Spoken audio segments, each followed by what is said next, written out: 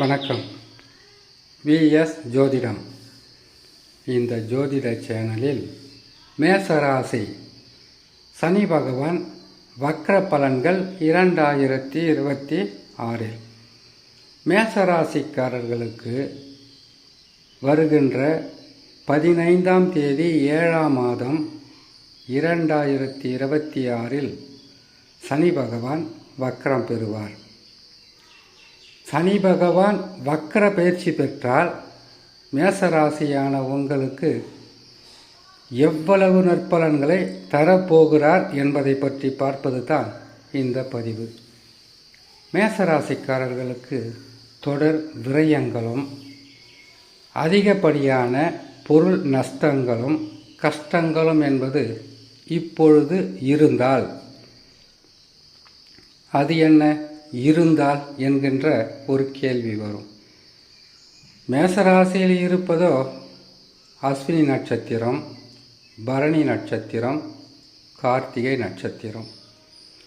3 நட்சத்திரத்திற்கும் சனி பகவான் வக்கரம் பெற்றாலும் சரி, பயிற்சி பெற்றாலும் சரி, இல்லை சனி பகவான் எந்த நிலையில் அமர்ந்தாலும் சரி ஒரே சரியாக பலன்களாக இருக்காது. இப்பொழுது பிறந்திருக்கக்கூடிய குழந்தைகளுக்கு பொருள் நஷ்டம் வரப்போகுது, அதிர்ஷ்டங்கள் வரப்போகுதுன்னா அது நம்புகிற மாதிரி இருக்காது.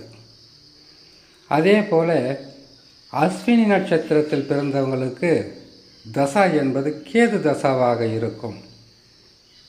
பரணி நட்சத்திரத்தில் பிறந்தவர்களுக்கு சுக்கிர தசாவாக இருக்கும்.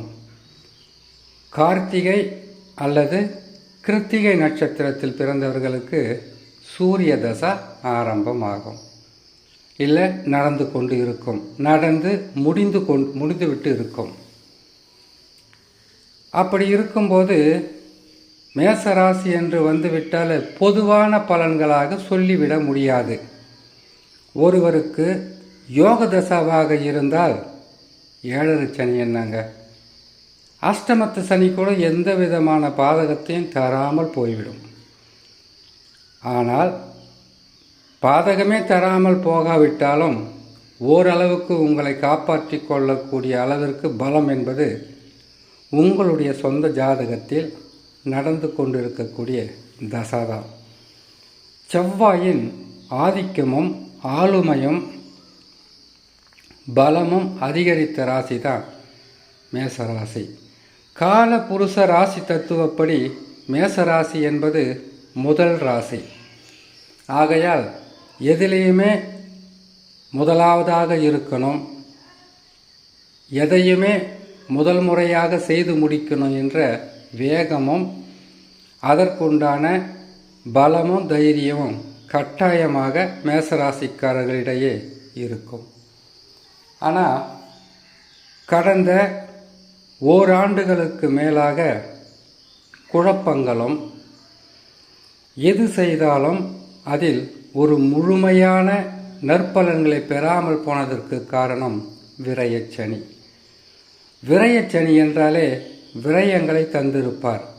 ஒரு சிலருக்கு வீடு கட்டுறது, இடம் வாங்கிறது, வேறு ஏதாச்சும் திருமணம் செய்கிறது, வீடு கிரக பிரவேசம் செய்கிறது, புதிதாக தொழில் தொடங்கிறது, பிள்ளைகளுக்கு மேல் படிப்புக்கு உதவிகளை செய்வது, உறவுகளுக்கு உதவிகளை செய்வது, இப்படியெல்லாம் விரயங்களை கொடுத்திருப்பார்.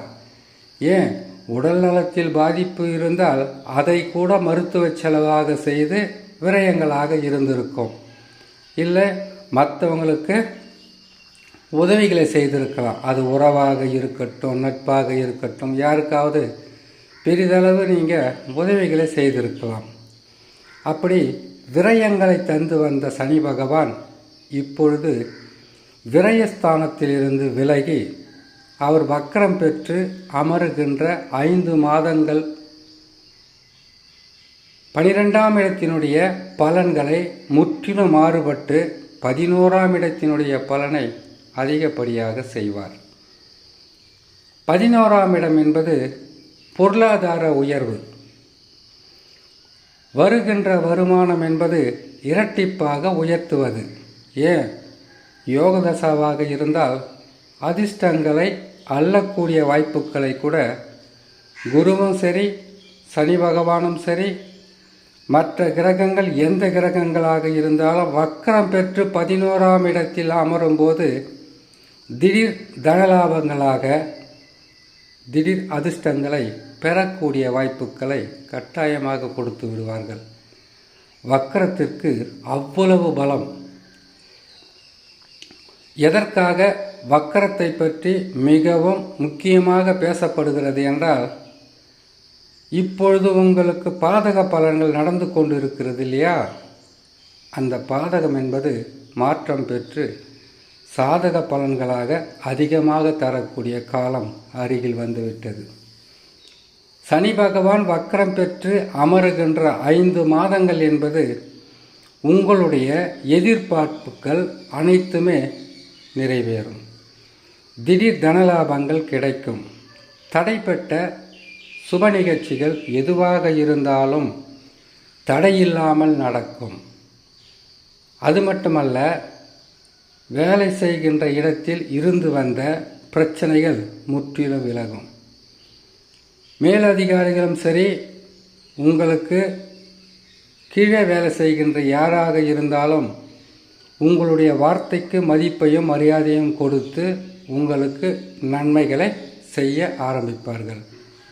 அது தொழிலாக இருக்கட்டும், வியாபாரமாக இருக்கட்டும், குடும்பமாக இருக்கட்டும், இல்லை சிறு தொழில் வியாபாரம் எதுவாக இருந்தாலும் இனி உங்களுடைய வார்த்தைக்கு மதிப்பு மட்டுமல்ல, உங்களுடைய செயல்கள் மதிக்கத்தக்க வகையில் இருக்கும்.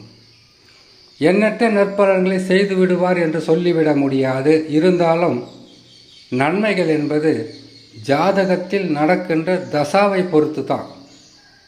ஒருவேளை நீசம் பெற்ற கிரகங்களுடைய தசாவாக இருந்தால் நன்மைகள் நடக்கும், ஆனால் பெரிய அளவில் சொல்ல முடியாது.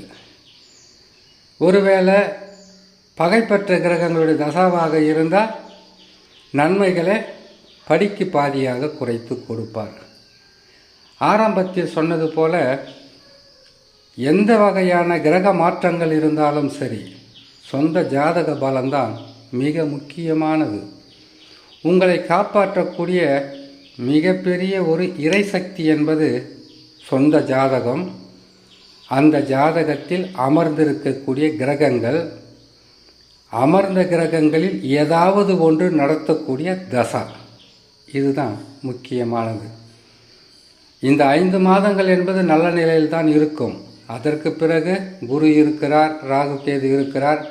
இருந்தாலும் 7.5 சனியின் பிடியில் இருக்கின்ற மேசராசியான நீங்கள் ஒரு முறைக்கு 2 முறை உங்களுடைய சொந்த ஜாதகத்தை நல்ல ஜோதிடரிடம் போய் பொறுமையாக அமர்ந்து என்ன நடக்கிறது, எப்படி நடக்கிறது என்பதை கேட்டுக்கொண்டால் மிகவும் சிறப்பாக இருக்கும் என்று சொல்லி இன்னொரு நல்ல பதிவில் உங்களை நான் சந்திக்கிறேன். நன்றி, வணக்கம்.